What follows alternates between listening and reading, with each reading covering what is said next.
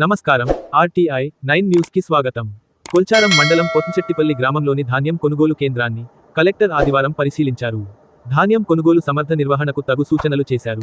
ఈ సందర్భంగా కలెక్టర్ మాట్లాడుతూ, యాసంగి 2024 నుండి 25 సీజన్లో జిల్లాలోని రైతులందరికీ నిర్దేశించిన మద్దతు కల్పించుటకై వరి ధాన్యం కొనుగోలు కేంద్రాలు ఏర్పాటు చేసి ఇప్పటివరకు 2,95,703 మెట్రిక్ టన్నుల వరి ధాన్యంను 70,815 మంది రైతుల నుండి కొనుగోలు చేసి ఇప్పటివరకు 573,60,00,000 రూపాయలు చెల్లించడం జరిగిందన్నారు.